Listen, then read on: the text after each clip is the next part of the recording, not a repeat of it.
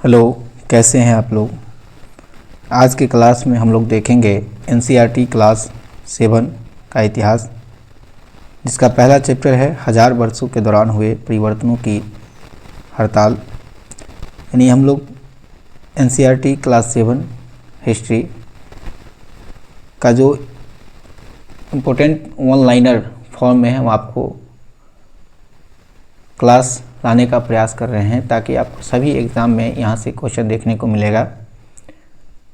तो चलिए आज का हम क्वेश्चन देखते हैं। पहला क्वेश्चन है, मध्यकाल में विदेशी शब्द प्रयुक्त होता था। यानी मध्यकाल में विदेशी शब्द जो प्रयुक्त होता था, ऑप्शन 1 है कि गांव में आने वाले कोई भी व्यक्ति जो अनजान हो। ऑप्शन 2 है कि एक ही गांव में अलग अलग धर्म के लोग एक दूसरे के लिए यह शब्द प्रयुक्त करते थे। तो इसमें से कह रहा है कि कौन सा कथन सही है। तो कथन 1 सही है कि गांव में आने वाला कोई भी व्यक्ति जो अनजान हो उसे विदेशी शब्द के से प्रयोग किया जाता था। आगे मध्यकाल में रहंट, मध्यकाल में रहट का प्रयोग किस कार्य के लिए किया जाता था? तो सिंचाई कार्य के लिए। बहुत बार क्वेश्चन पूछा गया है कि रहट जो है क्या है, तो एक सिंचाई का यंत्र है। ठीक है, तो ये रहंट जो है मध्यकाल में सिंचाई के लिए यूज होता था। अगला क्वेश्चन है कि सही कथन है, यानी सही कथन कौन सा है। पहला स्टेटमेंट है, मिन्हाज ए सिराज ने जब पहली बार हिंदुस्तान शब्द का प्रयोग किया तो उसका आशय अविभाजित भारत में स्थित क्षेत्र से था। दूसरा है कि बाबर ने हिंदुस्तान शब्द का प्रयोग इस महाद्वीप के भूगोल, पशु पक्षी और यहाँ के निवासियों की संस्कृति का वर्णन करने के लिए किया। तो केवल 2 सही है। पहला गलत है कि बाबर ने हिंदुस्तान शब्द का प्रयोग इस महाद्वीप के भूगोल, पशु पक्षी और यहाँ के निवासियों की संस्कृतियों का वर्णन करने के लिए किया था। ठीक है, अगला क्वेश्चन, निम्नलिखित कथनों में से कौन सा कथन सत्य है? तो निम्नलिखित कथनों में से कौन सा कथन सत्य है? एक है कि नास्तिक लिपि दाएं से बाएं ओर लिखी जाती थी। नास्तिक लिपि जो है दाएं से बाईं ओर लिखी जाती थी, जबकि सिक्त लिपि जो है बाईं से दाईं ओर। दूसरा कि फारसी अरबी की जानकारी के लिए नास्तिक लिपि को पढ़ना आसान नहीं था। तो केवल 1 सही है कि नास्तिक लिपि जो है दाएं से बाएं ओर लिखी जाती थी, जबकि सिक्त लिपि जो है बाईं से दाईं ओर लिखी जाती थी।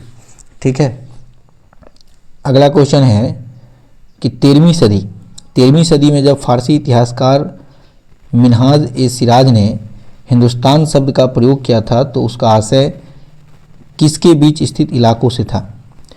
बहुत अच्छा क्वेश्चन है कि 13वीं सदी में जब फारसी के इतिहासकार मिन्हाज ए सिराज ने हिंदुस्तान शब्द का प्रयोग किया था तो उसका आशय किसके बीच स्थित इलाकों से था? तो मिन्हाज ए सिराज के अनुसार जो हिंदुस्तान का इलाका था वो था पंजाब, हरियाणा और गंगा यमुना का क्षेत्र। पंजाब, हरियाणा और गंगा यमुना का क्षेत्र था। मध्यकाल में समाज के अंदर एक नए वर्ग का विकास हुआ, राजपूत। निम्नलिखित में से कौन से समूह वर्ग इसमें शामिल थे? तो राजपूत वर्ग का जो मध्यकाल में उदय हुआ, इस समूह में कौन कौन से वर्ग शामिल थे? तो एक था सामंत था, सेनापति था और तीसरा था सैनिक। ये तीनों वर्ग क्या किया, अपने आप को राजपूत घोषित कर दिया मध्यकाल में। 12वीं सदी के भूगोलवेत्ता अल इदरीसी किस देश के थे? तो ये अरब व्यापारी था, यानी अरब देश का था। यानी 12वीं सदी के भूगोलवेत्ता अल इदरीसी किस देश से थे? तो ये अरब से था। 18वीं सदी के आरंभ में गिबोलोम द लिस्ले ने अपने एटलस नोमो में भारतीय उपमहाद्वीप को स्पष्ट दर्शाया। वह किस देश के संबंधित था? तो ये था फ्रांस से संबंधित था। कभी कभी इतिहासकार के देश का ही नाम पूछ लेता है, तो ये याद रखिएगा, ये फ्रांस से था। 14वीं सदी यानी 14वीं शताब्दी के इतिहासकार जियाउद्दीन वर्णी किस शासक वंश से संबंध रखते थे? तो तुगलक वंश से। करा कि 14वीं शताब्दी के इतिहासकार था जियाउद्दीन वर्णी, ये किस शासक वंश से संबंध रखते थे? तो वो था तुगलक वंश से रखता था। दिल्ली सल्तनत में हम जानते हैं कि तुगलक वंश था, जैसे कि आप गुलाम वंश के बाद खिलजी वंश, खिलजी के बाद तुगलक था। ठीक है, तो इस हिसाब से याद रखिएगा। कभी कभी इतिहासकार का कौन सी शताब्दी में भारत आया ये भी पूछ लेता है। तो ये जियाउद्दीन वर्णी 14वीं शताब्दी का इतिहासकार था। ठीक है, चलिए अगला क्वेश्चन देखते हैं कि मिस्र के शहाबुद्दीन उमरी द्वारा रचित मसालिक अल अफसर फी ममालिक अल अमसर में दिल्ली सल्तनत के कौन से शासन का यानी शासक का वर्णन किया? तो मोहम्मद बिन तुगलक यानी एमबीटी का इन्होंने वर्णन किया। खिलाफत के प्रभुत्व को स्वीकार करने वाला कौन सा मुस्लिम समुदाय था? तो वो था सुन्नी। खलीफा के प्रभुत्व को स्वीकार करने वाला कौन सा मुस्लिम समुदाय था? तो ये था सुन्नी था। यानी खलीफा के प्रभुत्व को स्वीकार करने वाला कौन सा मुस्लिम समुदाय था? तो वो था सुन्नी था। पांडुलिपियों को कहाँ रखा जाता था? तो ये था अभिलेखागारों में रखा जाता था। यानी पांडुलिपियों को कहाँ रखा जाता था? तो अभिलेखागारों में रखा जाता था। 14वीं शताब्दी के इतिहासकार जियाउद्दीन बर्नी ने अपना पहला वृत्तांत कब लिखा था? तो ये 1356 में लिखा था। 14वीं शताब्दी के इतिहासकार जियाउद्दीन बर्नी ने अपना पहला वृत्तांत कब लिखा था? तो ये लिखा था 1356 ईस्वी में। भारत में सर्वप्रथम किस मुसलमान आक्रमणकारी ने जजिया कर वसूला? तो था मोहम्मद बिन कासिम। कि भारत में सर्वप्रथम किस मुसलमान आक्रमणकारी ने जजिया कर वसूला? तो था मोहम्मद बिन कासिम। यानी याद रखिएगा कि जजिया कर की शुरुआत भारत में मोहम्मद बिन कासिम करता है और मोहम्मद बिन कासिम पहला मुस्लिम आक्रमणकारी था जिन्होंने 712 ईस्वी में सिंध पर आक्रमण किया और उस समय सिंध का राजा दाहिर था। तबकात ए नासिरी के लेखक कौन है? बहुत बार क्वेश्चन पूछता है कि तबकात ए नासिरी के लेखक कौन है? तो मिनहाज उस सिराज है। तबकात ए नासिरी के लेखक कौन है? मिनहाज उस सिराज है। तारीख ए मुबारक शाही पुस्तक के लेखक कौन है? तो यह है अहिया बिन अहमद। तारीख ए मुबारक शाही पुस्तक के लेखक कौन है? तो अहिया बिन अहमद है। पैगंबर के मक्का से मदीना की यात्रा को इस्लाम जगत में किस नाम से जाना जाता है? तो इसे हिजरी संभवतः कहते हैं। पैगंबर के मक्का से मदीना की यात्रा को इस्लाम जगत में किस नाम से जाना जाता है? तो हिजरी संभवतः। सिया क्वेश्चन है कि सिया निम्न में से किन्हें मोहम्मद साहब का उत्तराधिकारी मानते हैं? तो हजरत अली को। यानी सिया मुस्लिम समुदाय सुन्नी और सिया में बदल गया तो सिया जो है हजरत अली को मानते थे। इस्लाम जगत में खलीफा पद कितने ईस्वी तक रहा? तो 1924 तक खलीफा का पद रहा, उसके बाद खत्म हो गया। ठीक है। भारत में सर्वप्रथम इस्लाम का आगमन किसके जरिए हुआ था? तो अरबों के जरिए हुआ था। याद रखिएगा कि मोहम्मद बिन कासिम अरब निवासी था। ठीक है। भारत में सर्वप्रथम इस्लाम का आगमन किनके जरिए हुआ था? तो अरबों के जरिए हुआ था। दस्तर बंधन किसे कहा जाता है? बहुत अच्छा क्वेश्चन है कि दस्तर बंधन किसे कहा जाता है? तो ये कहा जाता है उलेमा को। दस्तर बंदर किसे कहते हैं? उलेमा को कहा जाता है। उलेमा किसे कहा जाता है? यानी उलेमा जो है किसे कहा जाता है? तो यह मुस्लिम विद्वान का एक निकाय होता था। यानी उलेमा जो था किसे कहा जाता है? तो मुस्लिम विद्वान का एक निकाय होता था। किस दिल्ली सल्तनत की प्रशंसा में एक संस्कृत प्रस्तुति लिखी थी? तो वो था गयासुद्दीन बलबन जो है लिखा था। अल इदरीसी ने भारतीय उपमहाद्वीप का मानचित्र कब बनाया था? तो ये बनाया था 1154 में। अल इदरीसी जो है भारत का नक्शा बनाने वाला पहला व्यक्ति था और ये 1154 में बनाता है। अगला है आपका क्वेश्चन कि मुसलमानों का धर्म ग्रंथ कौन सा है? तो मुसलमानों का जो कौन सा धर्म ग्रंथ है? तो कुरान शरीफ जो है मुसलमान का धर्म ग्रंथ है, कुरान शरीफ।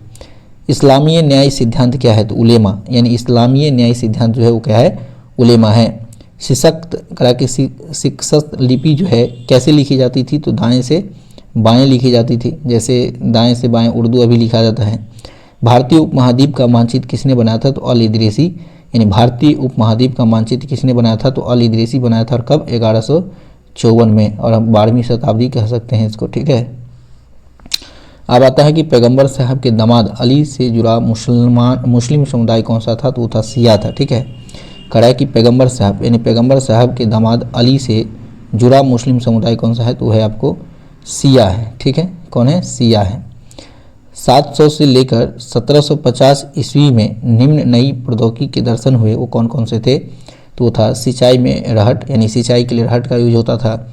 कताई में चरखा, युद्ध में बारूद वाले हथियार। तो ये सभी का जो विकास है, ये नई टेक्नोलॉजी जो आई 700 से लेके 1750 ईस्वी में कौन कौन था? तो सिंचाई के लिए रहट आया, कताई के लिए में चरखा आया और युद्ध में बारूद वाले हथियार आया। 13वीं सदी में जब फारसी इतिहासकार मिनहाज सिराज ने हिंदुस्तान शब्द का प्रयोग किया था तो उसका राजनीतिक आशय निम्नलिखित में से किन इलाकों से था, तो वो था दिल्ली सल्तनत के अधिकार क्षेत्र। बहुत इंपॉर्टेंट क्वेश्चन है ये। करा कि 13वीं सदी में जब फारसी इतिहासकार मिन्हाज-ए-सिराज ने हिंदुस्तान शब्द का प्रयोग किया था तो उसका आशय राजनीतिक आशय में निम्नलिखित में से किन इलाकों से था, तो उन्होंने मिन्हाज-ए-सिराज जिन इलाकों का वर्णन किया वो दिल्ली सल्तनत के अधिकार क्षेत्र में था। ठीक है। अगला क्वेश्चन है कि बाबर ने हिंदुस्तान शब्द का प्रयोग निम्नलिखित में से किसका वर्णन करने के लिए किया, तो इस उपमहाद्वीप के भूगोल, इस उपमहाद्वीप के निवासियों की संस्कृति और इस महाद्वीप के पशु पक्षी के लिए बाबर ने किया था। बाबर ने हिंदुस्तान शब्द का प्रयोग निम्नलिखित में से किस का वर्णन करने के लिए किया था, तो ये क्या था, इस महाद्वीप के भूगोल के लिए यानी जोग्राफिकल स्ट्रक्चर के लिए, इस महाद्वीप के निवासियों की संस्कृति के लिए और इस महाद्वीप के पशु पक्षी के बारे में बाबर ने बताया था। मध्यकाल में किसी गांव में आने वाला कोई भी अनजान व्यक्ति जो उस समाज या सांस्कृतिक अंग न हो तो उसे क्या कहा जाता था, तो उसे विदेशी कहते थे, अजनबी कहते थे या परदेशी कहा जाता था। इतिहासकार 700 से लेकर 1750 ईस्वी तक के काल के बारे में सूचना इकट्ठी करने के लिए निम्नलिखित में से किन स्रोतों का इस्तेमाल करते हैं, तो स्थापत्य कला का करता है, पांडुलिपि का करता है और प्रमाणिक लिखित सामग्री का करता है। उन दिनों छापे खाना तो नहीं थे, इसीलिए पांडुलिपियों की प्रकृति बनाने वाले को क्या कहते थे, उसे कहा जाता था नकल नवीस कहते थे। क्या कहते थे, नकल नवीस। जो पांडुलिपि तैयार करता था उसे नकल नवीस कहा जाता था। दिए गए निम्नलिखित कथनों में से कौन सा कथन सत्य है, नास्तिक लिपि दाईं से बाईं ओर लिखी जाती थी और शीर्षस्थ लिपि जो है बाईं से दाईं ओर लिखी जाती थी, तो 1 और 2 दोनों सही है कि नास्तिक लिपि दाईं से बाईं ओर और शीर्षस्थ लिपि जो है बाईं से दाईं ओर लिखी जाती थी। ठीक है। चलिए अगला क्वेश्चन है आपका कि संस्कृत ग्रंथों के ज्ञान के कारण समाज में ब्राह्मण का बड़ा आदर होता था। निम्नलिखित में से इसके संरक्षक कौन थे, तो नए नए शासक जो स्वयं प्रतिष्ठा की चाह में थे। ठीक है। कुरान शरीफ का संदेश भारत में पहल 7वीं सदी में निम्नलिखित में से किसके जरिए हुआ था, तो व्यापारी और अप्रवासियों के द्वारा। करा कि कुरान शरीफ का संदेश भारत में पहले जो पहल है 7वीं सदी में निम्नलिखित में से किसके जरिए हुआ था, तो ये होता व्यापारियों और अप्रवासियों के जरिए। 19वीं सदी के मध्य में अंग्रेज इतिहासकार ने भारत के इतिहास को 3 युगों में बांटा था। निम्नलिखित में से ये 3 युग कौन था, तो हिंदू, मुस्लिम और ब्रिटिश। 19वीं सदी के मध्य में अंग्रेज इतिहासकारों ने भारत के इतिहास को 3 युगों में बांटा था। निम्न में से वे 3 युग कौन कौन से थे, तो वो था हिंदू, मुस्लिम और ब्रिटिश था। कपड़े के टुकड़े के अवशेष, चांदी के एक फूलदान के ढक्कन तथा कुछ अन्य तांबे की वस्तुएं चिपके हुए किस जगह से मिले हैं, तो ये मोहनजोदारो से मिले हैं, मोहनजोदड़ो से मिले हैं। अगर वीडियो पसंद आए तो लाइक एंड सब्सक्राइब कर दीजिए ताकि सबसे पहले आपके पास नोटिफिकेशन पहुँचे और आप नए नए वीडियो देख सके जो सभी एग्ज़ाम के लिए महत्वपूर्ण होगा। दक्कन के अगला क्वेश्चन चैप्टर है एनसीईआरटी इतिहास 7 का नए राजा और उनके राज्य। ठीक है, उसका क्वेश्चन देखते हैं। दक्कन के राष्ट्रकूट किसके सामंत था। बहुत इंपॉर्टेंट क्वेश्चन, ये भी कितना बार पूछा गया है कि दक्कन यानी जो दक्षिण भारत के इलाका को कहा जाता था, तो दक्कन के राष्ट्रकूट किसके सामंत थे, तो ये था कर्नाटक के चालुक्यों के सामंत था। ठीक है। हिरण्यगर्भ नामक एक अनुष्ठान किसने किया था, तो ये क्या था, दंतीदुर्ग, और राष्ट्रकूट वंश के संस्थापक दंतीदुर्ग ही था। ठीक है। तो करना है कि हिरण्यगर्भ नामक एक अनुष्ठान किसने कराया, तो दंतीदुर्ग ने कराया था। चोल काल में वेट्टी शब्द किसके लिए प्रयुक्त होता था, तो कर जो जबरन श्रम के रूप में लिया जाता था। करा कि चोल काल में बेट्टी शब्द किस लिए प्रयुक्त होता था, तो कर जो जबरन श्रम के रूप में लिया जाता था उसे बेट्टी कहा जाता था। एलोरा की गुफा 15 के भित्ति चित्र जिसमें भगवान विष्णु को नरसिंह अवतार में दिखाया गया है किस काल की कृति है, तो राष्ट्रकूट काल की कृति है। एलोरा की गुफा 15 के भित्ति चित्र जिसमें भगवान विष्णु को नरसिंह अवतार में दिखाया गया है किस काल की कृति है, तो राष्ट्रकूट काल की कृति है। कलहन की रचना के द्वारा हमें किस क्षेत्र के राजाओं का इतिहास पता चलता है तो यह कश्मीर के राजाओं का इतिहास। ठीक है। एलोरा में कितने शैलकृत गुफा हैं? तो एलोरा में शैलकृत गुफा जो है 34 है। एलोरा में बौद्ध गुफाएं में सबसे प्रसिद्ध विश्वकर्मा गुफा की संख्या कितनी है? तो विश्वकर्मा गुफा की संख्या 10 है। एलोरा के किस गुफा संख्या में विष्णु को नरसिंह अर्थात पुरुष सिंह के रूप में दिखाया गया? तो 15 में जो है दिखाया गया है। एलोरा के किस गुफा संख्या में विष्णु को नरसिंह अर्थात पुरुष सिंह के रूप में दिखाया गया है? तो 15 में दिखाया गया है। पूर्व मध्यकाल में कन्नौज के लिए त्रिपक्षीय संघर्ष में किस दक्षिण भारतीय राज्य ने भाग लिया?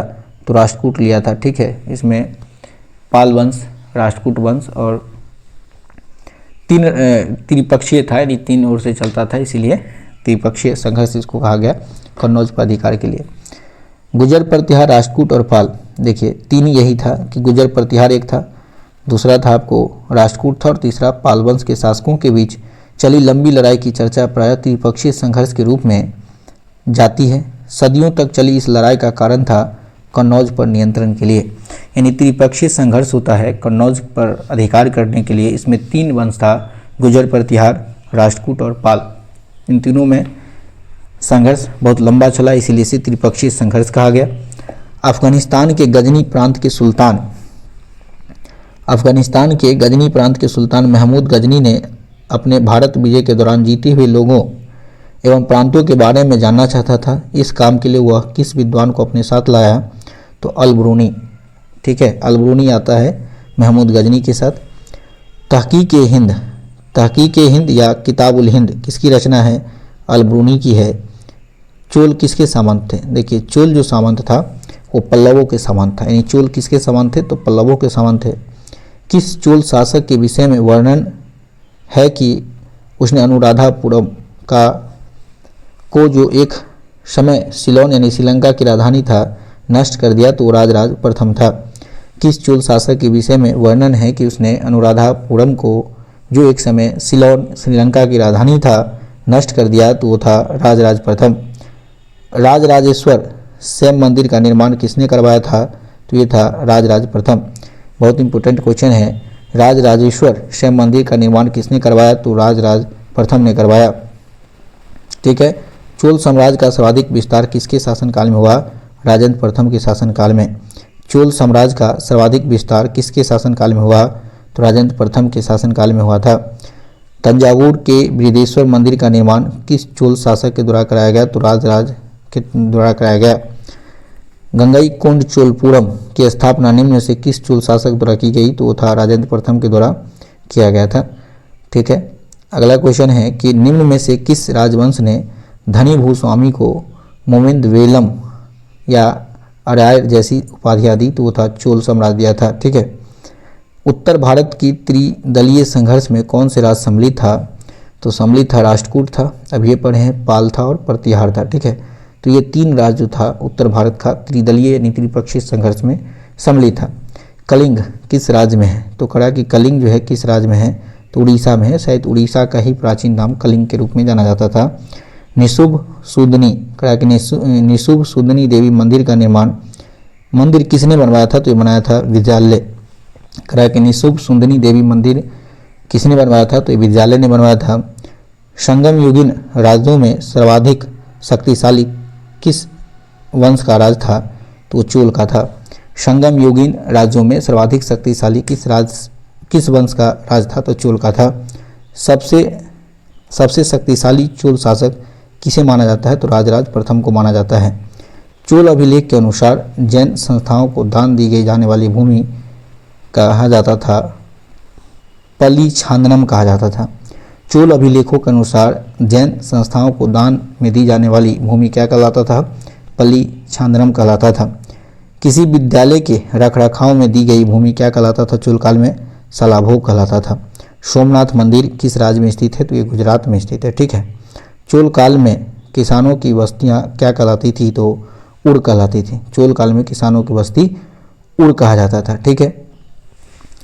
संस्कृत में लिखी गई ग्वालियर यानी मध्य प्रदेश में पाई गई प्रस्तुति जिसमें नागभट्ट नामक राजा के कामों का वर्णन किस वंश के राजा से था तो ये था प्रतिहार वंश।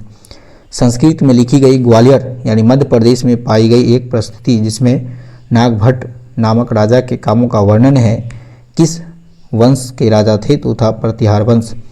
महमूद गजनवी के सोमनाथ अभियान के समय चोल राज का शासक कौन था तो वो था राजेंद्र प्रथम। ठीक है, कौन था? राजेंद्र प्रथम। मोहम्मद गौरी ने पृथ्वीराज चौहान को किस युद्ध में पराजित किया तो ये था तराइन का द्वितीय युद्ध और ये 1192 में होती है। कांचीपुरम निम्नलिखित में से किसकी राजधानी थी तो ये पल्लवों की राजधानी था कांचीपुरम।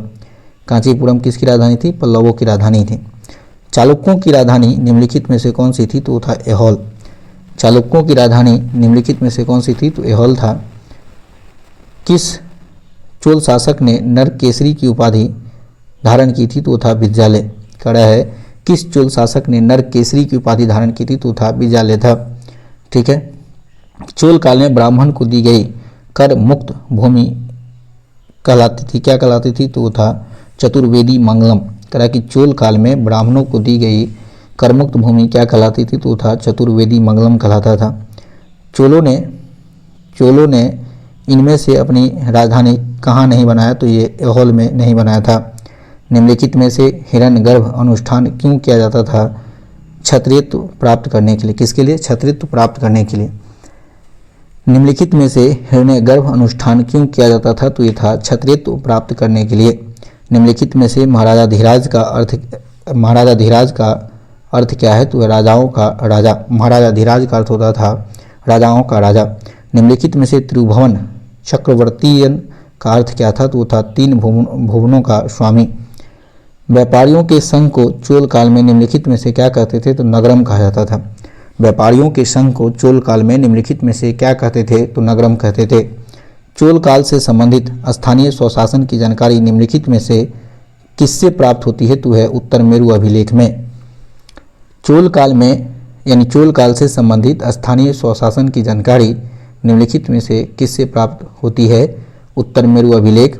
चोलकालीन विशेषताओं के संबंध में दिए गए निम्नलिखित कथनों में से कौन सा कथन गलत है? वह है ज़्यादातर प्रतिमाओं तो हाथी घोड़े जैसे जानवरों की होती थी। ये गलत स्टेटमेंट है। निम्नलिखित में से किस राजवंश ने धनी भूस्वामियों को मोमेंद वेलम तथा अरियार जैसी उपाधि प्रदान की तो वो क्या था? कौन? चोल किया था। ठीक है, कौन क्या था? चोल किया था।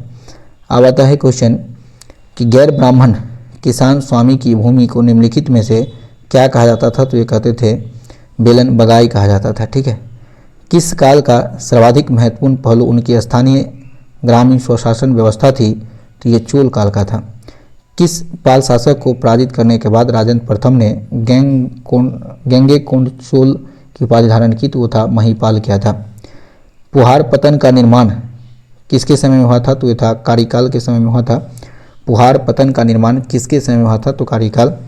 एलोरा का प्रसिद्ध कैलाश मंदिर निर्माण किस शासक ने करवाया था तो ये कृष्ण प्रथम ने करवाया था। प्रद्युम्नेश्वर मंदिर की स्थापना देवपाड़ा में किसने करवाया था तो ये था विजयसेन ने करवाया था। निम्नलिखित राजवंशों में से किसके शासक अपने शासनकाल में ही अपना उत्तराधिकारी घोषित कर देते थे तो चोल। निम्नलिखित राजवंशों में से किसके शासक अपने शासनकाल में ही अपना उत्तराधिकारी घोषित कर देते थे तो चोल काल में।